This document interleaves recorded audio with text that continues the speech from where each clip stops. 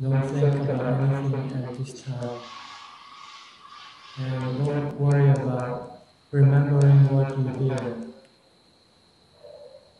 When you listen to the Dhamma talk, what you want to gain is understanding. If you understand what I said, then you will remember it. If you don't worry, because you don't listen to Dhamma talk just once. You have to keep listening to Dhamma talk periodically, at least once a week or more if possible. Because when you listen to the Dhamma talk, you will learn something that you have not learned before, especially the practice of meditation.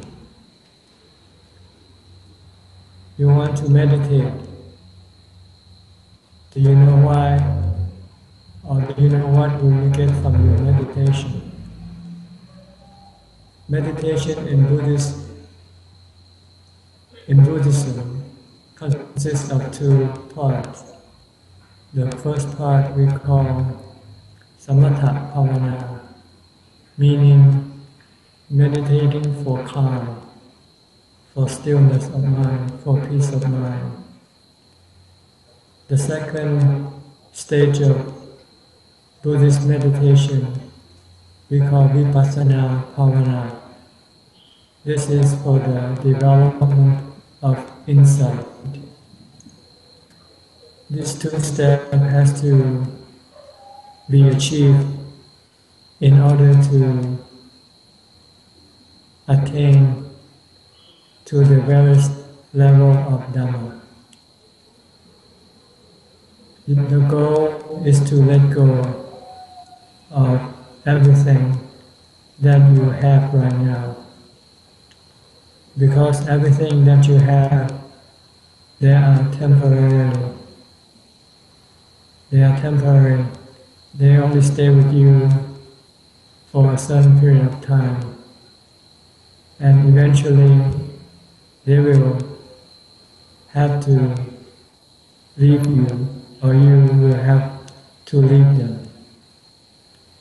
If you know ahead of time that you will have to lose everything, and if you prepare your mind for the eventuality, when things happen, your mind will not be affected.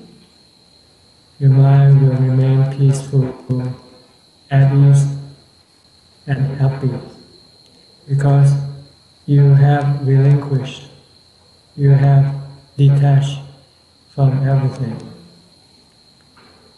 What is you?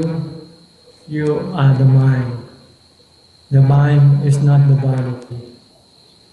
The mind comes into possession of the body at the time of conception in the womb of your mother. And after 9 months, the body and the mind come into this world. So you have to understand that the body is your temporary possession. One day the body will have to die. One day it will have to get old.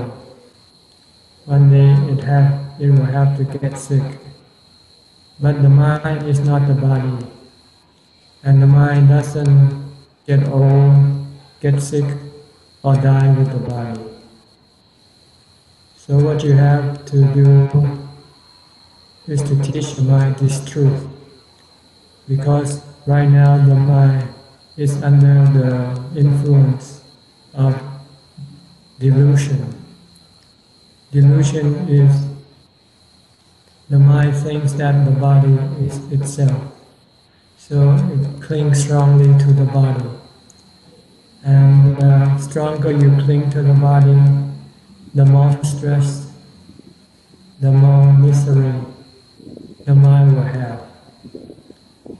But if you know the truth that you are not the body, you are the mind, and you can exist and be happy without the body. So you want to train your mind to detach the body, not to cling to the body. And this is what Buddhist meditation practice is about, is to train the mind to let go of the body and everything else. Not just the body. Other people's body is the same thing. Like the body of your loved ones, your parents, your sister, brother, your husband, your wife, your children, they are all temporary. They will sooner or later leave you, or you will leave them. But this is okay, there's nothing wrong with the body, because this is just the way the body works.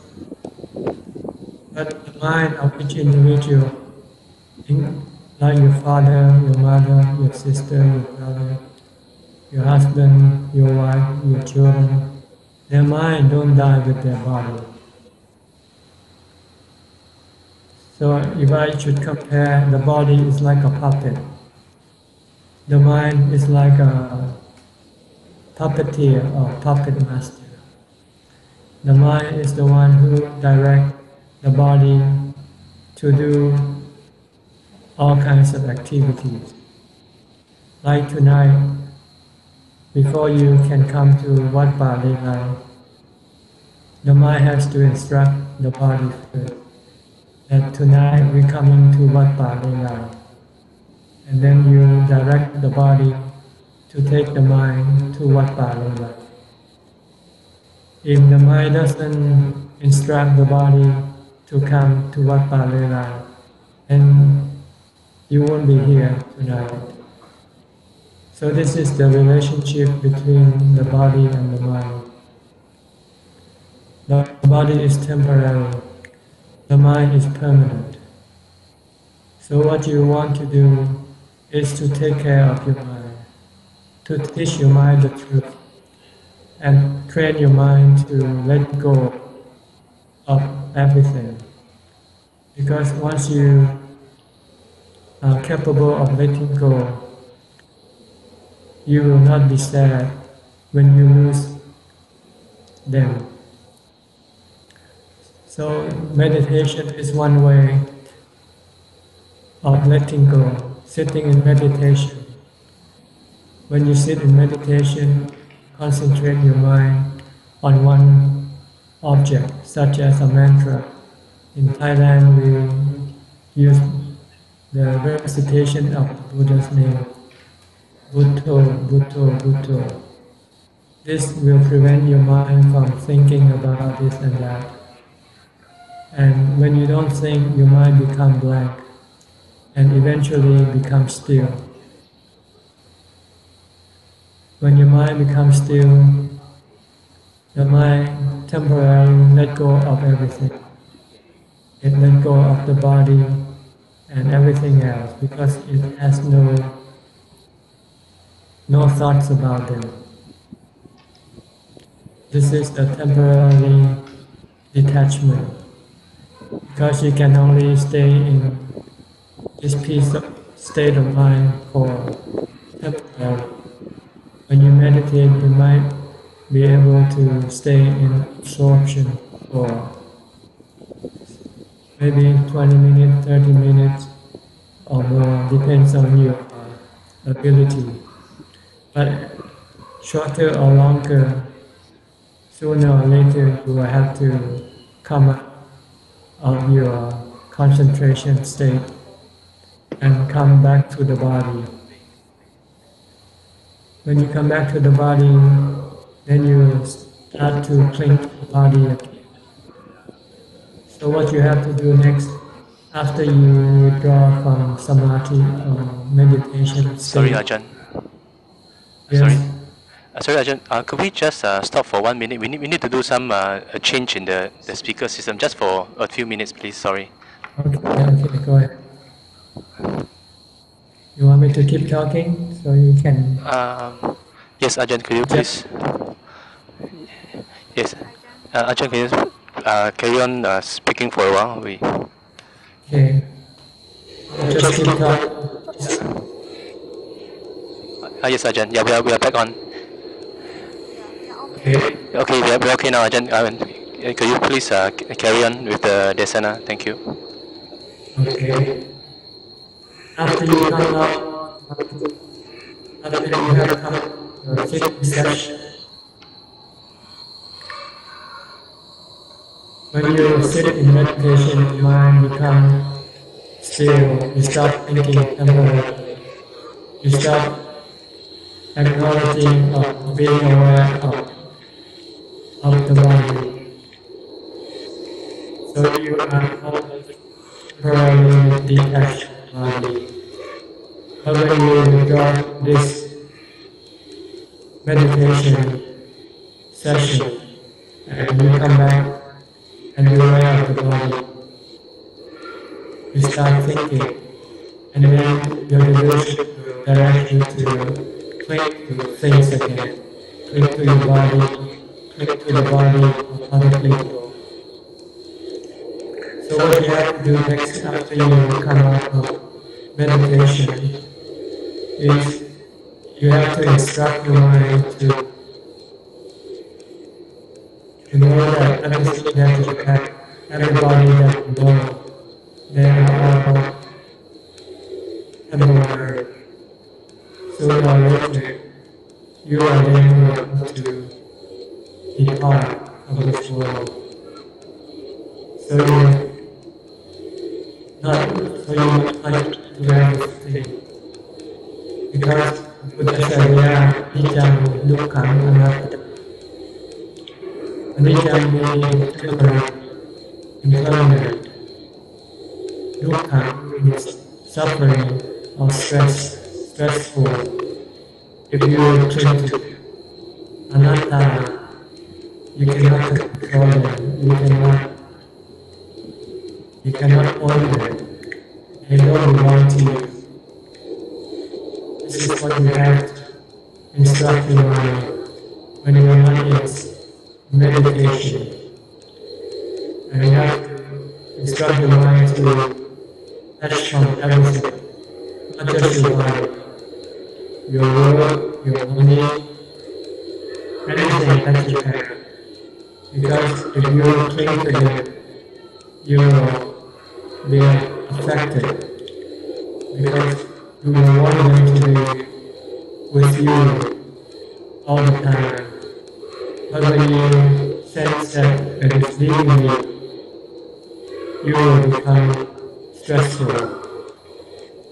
But if you for them and be ready to let it go when the time comes, then you will not be stressful. So you have to meditate a lot. Because when you sit in meditation, you will have something better than what you have now. Meaning the happiness that you will achieve from your meditation. This is the happiness that will make you strong and capable of letting go of everything. Because, hello? Can you still hear me? I don't think you are listening to. If you hear me, please lift up your hand. You can still hear me. Yeah, we can hear Ajahn. Okay. Cannot hear you. Normally, I can hear some of the sound in the room. Oh yeah, we switch off the interference here. Yeah, yes, Ajahn. So it's better reception for us, Ajahn. Okay. You have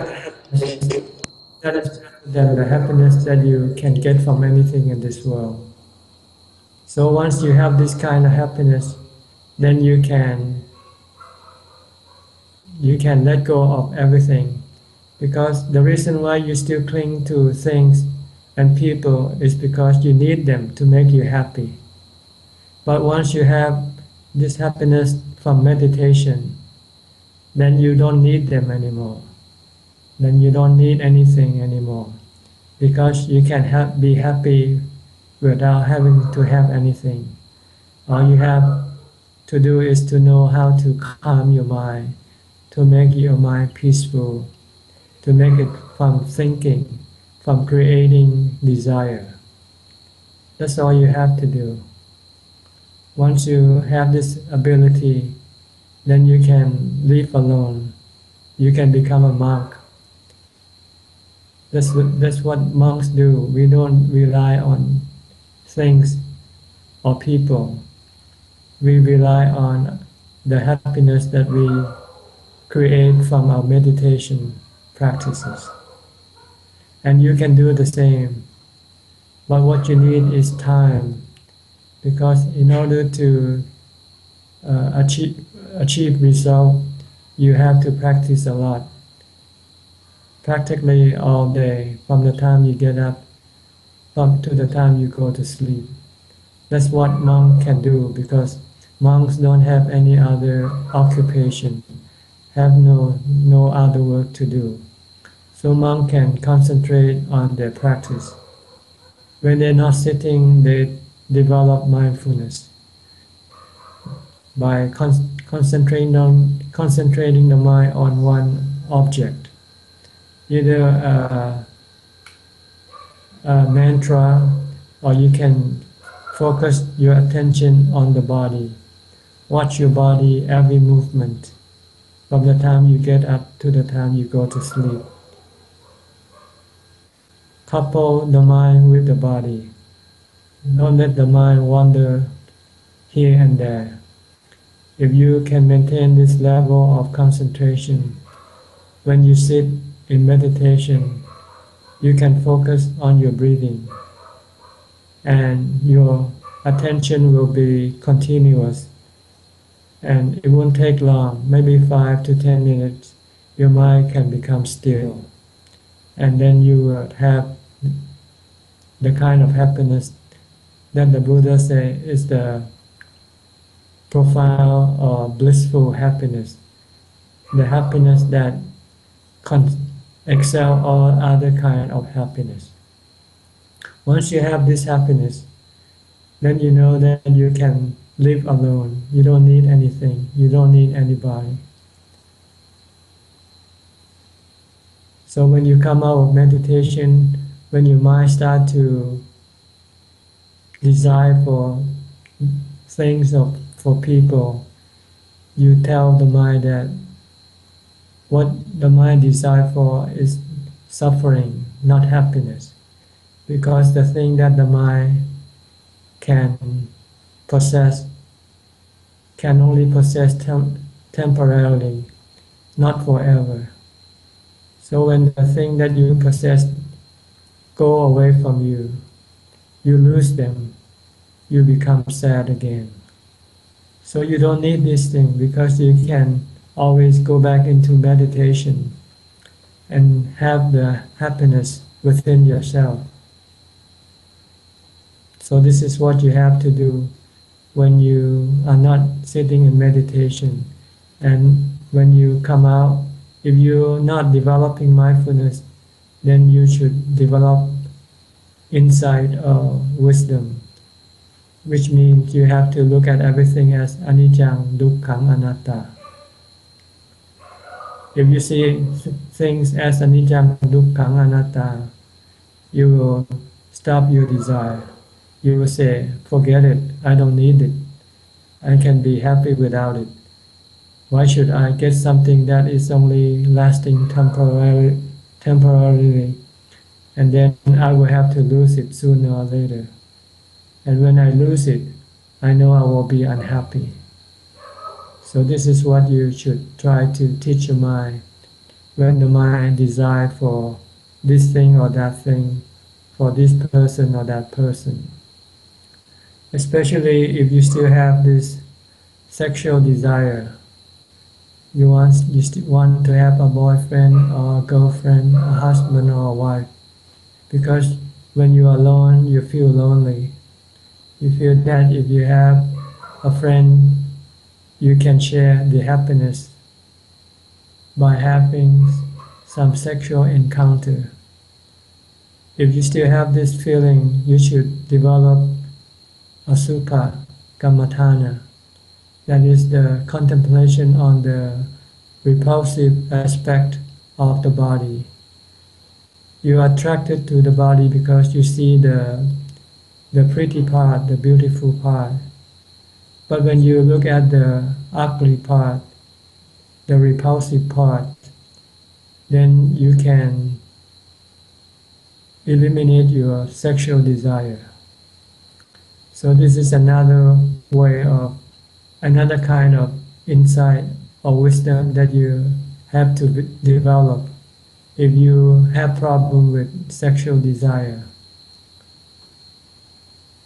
So this is basically what you want to do if you want to have peace of mind all the time without having any stress, any anxiety, worry, or fear, because the mind has wisdom to instruct the mind not to have attachment to anything.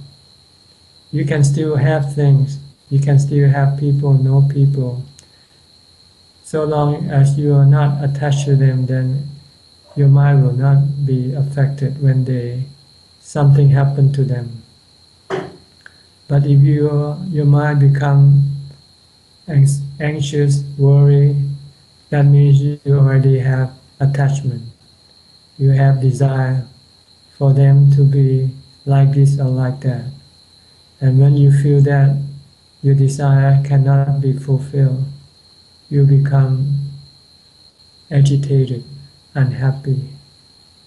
But if you look at the truth that you cannot control them, you cannot tell them to be like this or be like that, then you would, if you don't want to be unhappy or stressful, you just have to let them be. Let go of them. Don't try to manage them.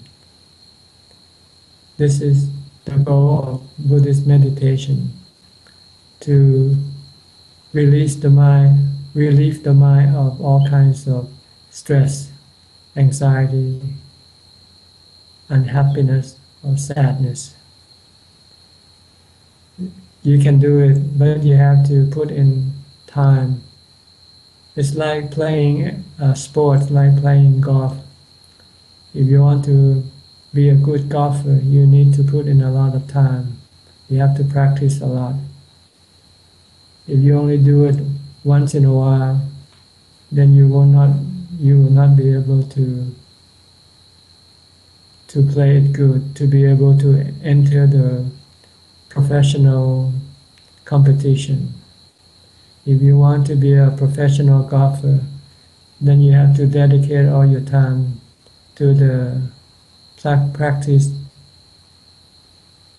The same way, if you want to have complete elimination of stress from your mind, then you would have to practice all the time. And the best way to practice, the easiest way, the best way to have the time to practice is to ordain as a monk, or as a machi in Thailand we call for the woman. Then you don't have to worry about working, earning money, because you will be supported by the Buddhist community. And then you will have the location or the space that is conducive to meditation practice. In order to achieve easy and quick result, you have to live in a quiet environment, away from all the sights and sounds and all the bustling and hustling of things and people, like living in the forest.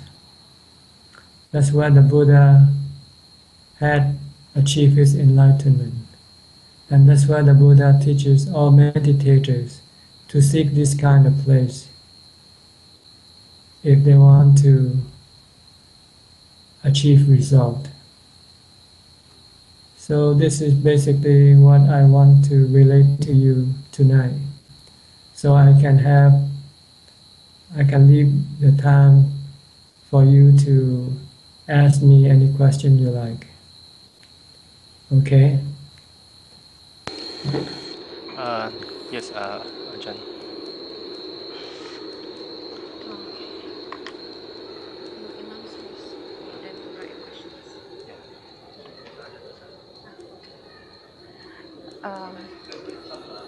Yes, Ajahn, we will ask the audience to write the questions. Ajahn, please wait for a while. Yeah, okay. Thank you, Ajahn.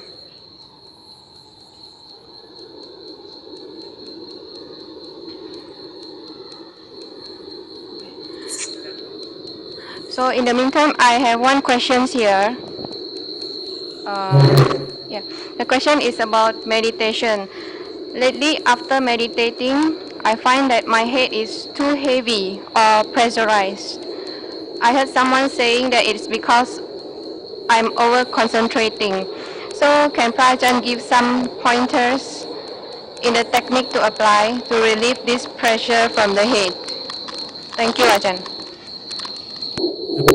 You have to seek the middle way. That is, you should not expect too much, but you have to put in the effort. So you have to find the balance between exerting and not exerting too much. The problem is usually when you sit, you expect the result too much.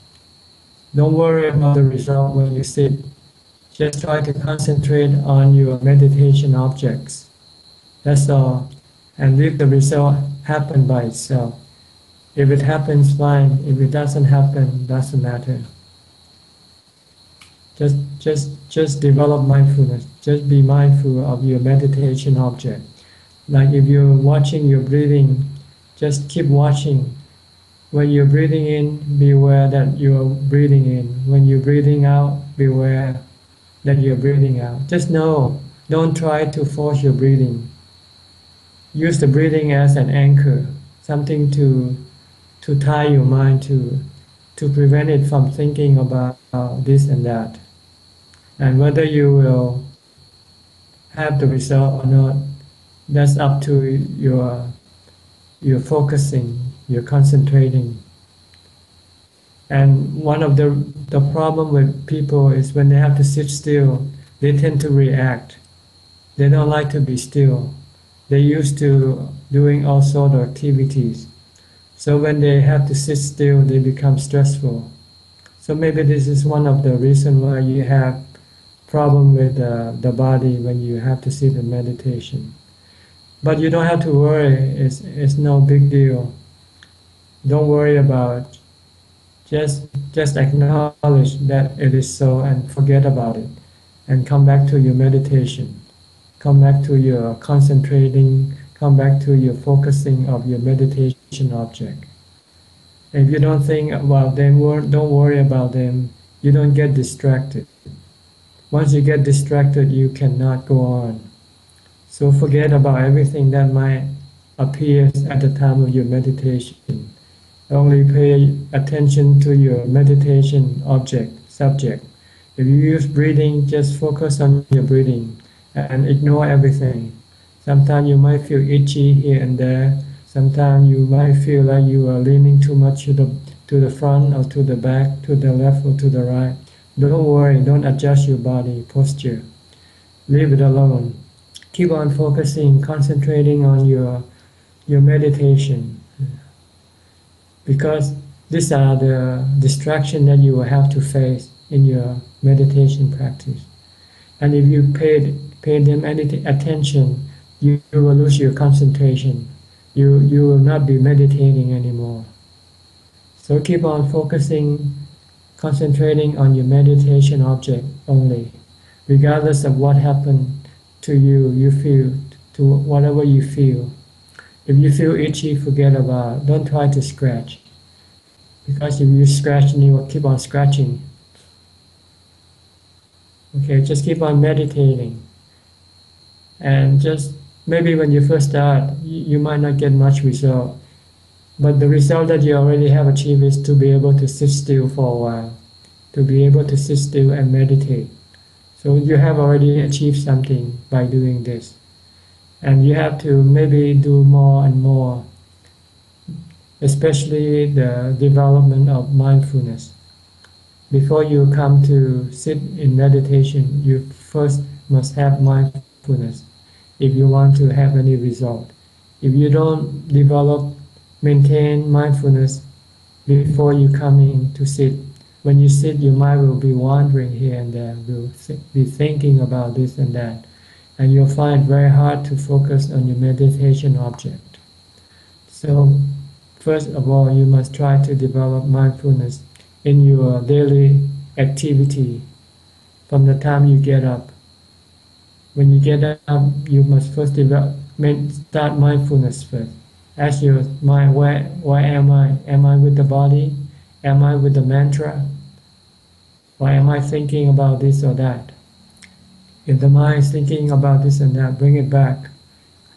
You can think, of course, if something important, like you might have to do your planning today, what you're going to do today. But once you know what you have to do, what you do, and when you prepare to do what you have to do, that during that time you should come back to the present, come back to the body, or come back to your mantra, and continue on with your preparation. Go into the bathroom, wash your face, brush your teeth, take a shower, whatever you do, just be with that activity. This is what it means by maintaining mindfulness, developing mindfulness. Once you have the mind concentrate or fix on the body activity, when you sit down, you can use a mantra or you can use the breathing as your meditation object. And your mind will not wander here and there, think about this or that. And you can get the mind to become still very easily and quickly. Any more question? Okay, Ajahn. The next question that one of the brothers asked is, can you share, can Ajahn share with us what is the meditation practice taught by Ajahn Mahabua? Yes, Ajahn. Yes, Ajahn. I repeat the questions. Ajahn, can you share with us the meditation method taught by Ajahn Mahabua? Thank you, Ajahn. Sorry, Ajahn. Mahabua teaches the recitation of the Buddha's name, Bhutto, Bhutto. That's what he used when he developed meditation. But he does not stop people from using other type of meditation object, such as anapanasati. Sometimes he also instructs people to use anapanasati, meaning mindfulness of breathing. And he also teaches people to be mindful of the bodily activity. Whatever the body is doing, the mind should be watching at all times, because this is a way of maintaining mindfulness. But when you sit, you can choose whatever kind of meditation object you like to use. You can use a mantra, you can use the breathing, or you can even chant. If you cannot concentrate on your chant, on your mantra, or on your breathing, you can maybe chant, do some chanting if you know some chanting, or you can recite the sutta in English or in Pali, doesn't matter, and then you recite that sutta. This will let your mind have something to do and stop it from thinking about this or that. And after you chant or recite for maybe half an hour or an hour, and when you feel tired, then maybe you are ready to focus on your breathing. Because when you feel tired, that means you don't want to think anymore. See, you must first tie your thinking, get it to do to do chanting or to do recitation, mantra, or to recite the sutta. And after you do it for a while, you feel peaceful and calm, then you can stop. Then you can just observe your breathing. So you have to adjust the meditation method according to the situation. Sometimes your mind is restless. Sometimes you might even have to use what we call panya or wisdom to calm your mind. Like when you try to sit and meditate and then you worry about something, such as maybe your job, your friend, your family, then you have to use panya or insight to look at those things that bothers you. You have to look at them as anicca, dukkha, anatta, meaning you cannot always want them to be the way you want them to be. So if you cannot, then you have to let go. Like maybe they're sick and they will have to die, for instance. And there's nothing you can do. You send them to the hospital. They have the best care by the physician. But you're still anxious. You still worry. Because you want them to be well. But your desire for them to be well is the cause of your stress, your restlessness, your worry, your anxiety. So if you look at them as anicca, dukkha, anatta, that sooner or later they will have to die, and they are anatta, they're beyond your control. You're sitting here meditating, you cannot do anything, you cannot change anything. That will happen. Once you can see this clearly, your mind will let go, and your mind will become calm and peaceful, and be ready, be able to meditate. So this is some of the things that you might have to do.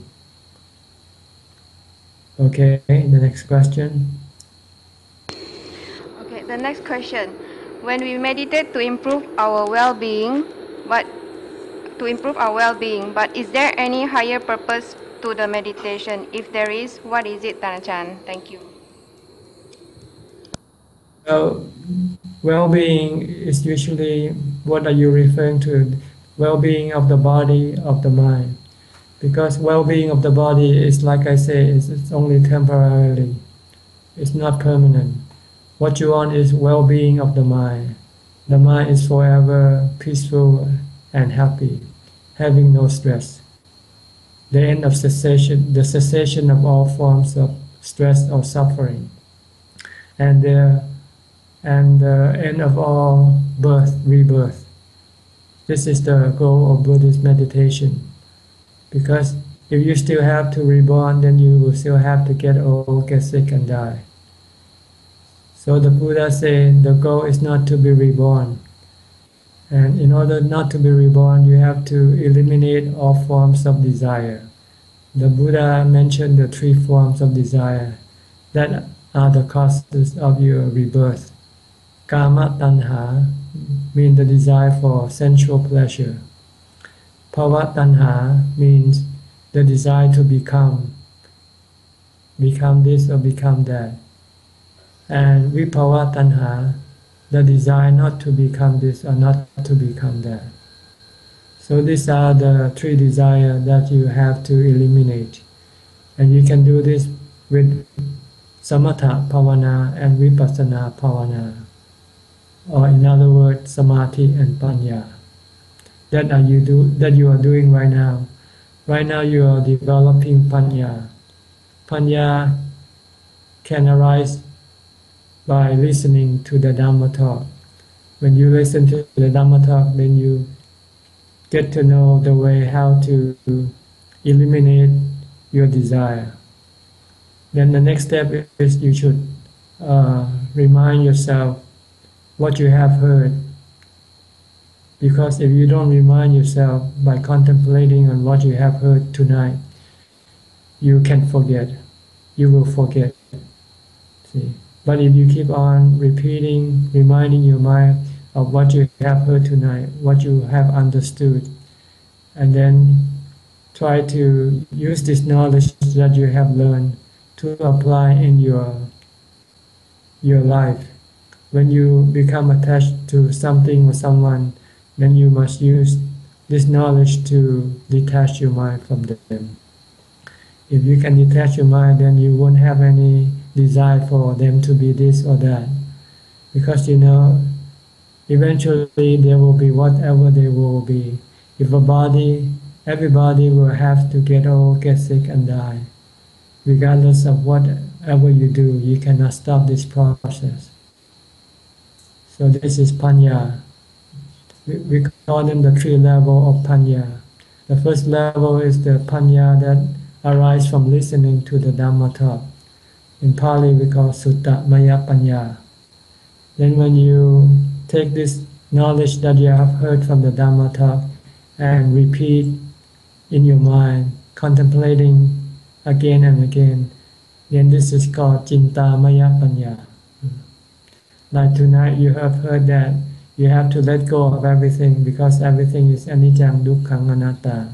If you take this knowledge and try to contemplate in your daily life, whatever you do, try to keep in mind that everything is anicca, dukkha, anatta, that you must not have any attachment for them, that you must not have any desire for them to be this or that.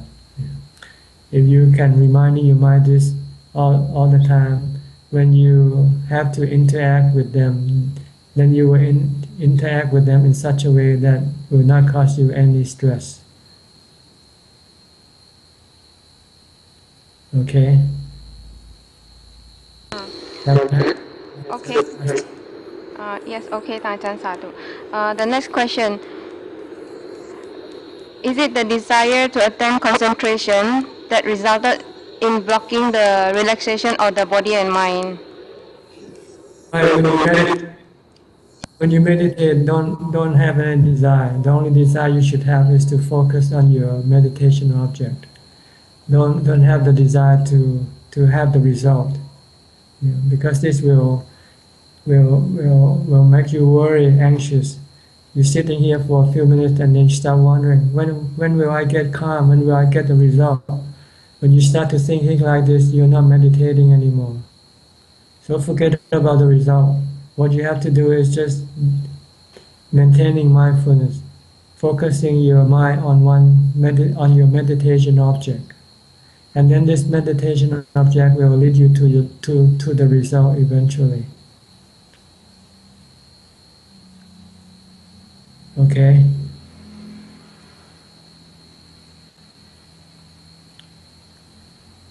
Any more questions? Yes, the next question, Ajahn. After prolonged meditation, be it mindfulness or the breath, I get a very strong nausea feeling, which persists for a number of hours to a few days, during which eating has to be forced. So how to manage this, Ajahn? Does Ajahn get the questions, Ajahn? After meditating, you get a nausea feeling for many hours afterward. Yes, Ajahn, many hours until a few days, and then after that, even this person have when she eat or he eats, it has to be forced to eat. But when you go to a movie, you have no experience like this. Hello? Yes, Ajahn. When you go to you have no experience like this afterwards. Okay, whoever have these questions, Tajan asking. Yeah, Tajan asks whether you have this feeling when you go to the movie or when you go to only after meditation. So if go movie is okay, Ajahn. So you should define is your kilesa, is your desire or your kilesa reacting. It wants to prevent you from meditating. So it creates this obstacle. So you should ignore it. Because other people don't have this kind of experience.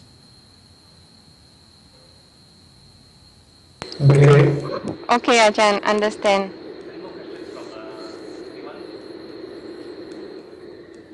Yeah.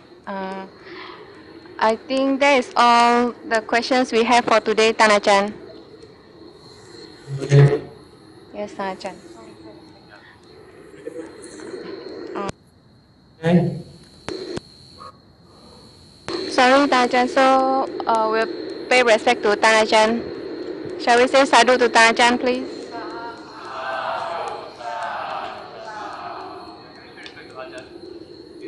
First Uh, bow, second bow, third bow. yeah. Does Tan Ajahn has any message for us? Just keep on.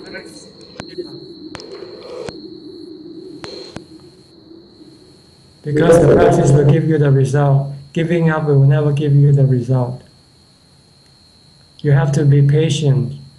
Don't expect this to happen overnight. Many monks have to spend maybe years and years before they can become enlightened.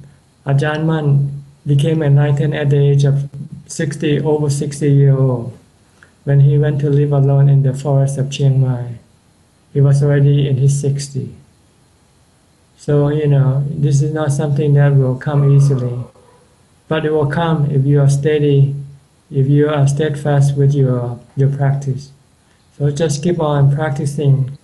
Like eating. If you only eat 1 or 2 spoons and then you give up eating, you will never be full. But if you keep on eating, eventually you will become full. It's the same way with the practice. You just have to keep on practicing. Put in more time as possible, as much time as possible. Because if you practice 1 hour a day, it's very, very little when you compare to the time that you spend doing something else. So you have to put in more time. That's all I have to give the advice for today. Maybe next week we'll meet again. Maybe you can prepare some more questions for me to answer. Okay, Tan Ajahn. Thank you, Tan Ajahn. Sadhu, sadhu, sadhu. Okay, done. ยะถาวาริวาหาปุราปาริปุเรนติสาคลังเอวเมวะอิโตทินังเปตานังอุปกปปติอิชิตังปฏิตังตุมหังคิปะเมวะสมิจจตุสัพเพปุเรนตุสังกปายันโทปนะระโสยะถามณิโชติระโสยะถาสัพพิติโยวิวัชชันตุสัพพะโรโควินัสตุมาเตภวัตวันตรายโยสุขีทีขายุโกภวะอภิวาทนาสีลิสะนิจจังวุธาปจายโนจัตตารโอธรรมาวาทานติอายุวันโนสุขังภาลัง And